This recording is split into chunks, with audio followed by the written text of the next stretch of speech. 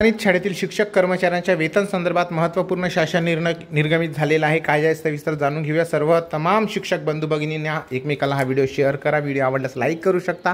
चॅनलला please subscribe करा विनंती आहे। तर चला व्हिडिओला सुरुवात।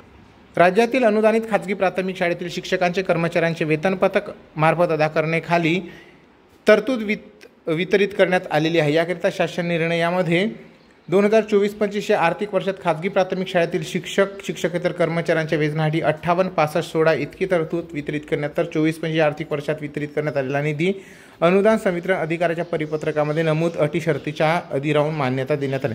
तसेच वेतन अनुदानाची थकबाकी अदा करताना सक्षम अधिकाऱ्याची मान्यता घेऊन अनुदान अदा करण्याचे तसेच परिपत्रकामध्ये नमूद तरतुदी पाहण्यासाठी प्राथमिक शिक्षण संचालनालय विभागाकडून शासन परिपत्रक निर्गमित झालेलं आहे। ते डाउनलोड करण्याकरिता डिस्क्रिप्शन बॉक्सच्या लिंकमध्ये जाऊन तुम्ही क्लिक करून डिस्क्रिप्शन बॉक्स बघू शकता। व्हिडिओ आवडला असेल तर लाईक करा, शेअर करा। चॅनलवर पहिल्यांदा प्लीज सबस्क्राइब करून बेल बटन दाबायला विसरू नका। धन्यवाद। जय महाराष्ट्र।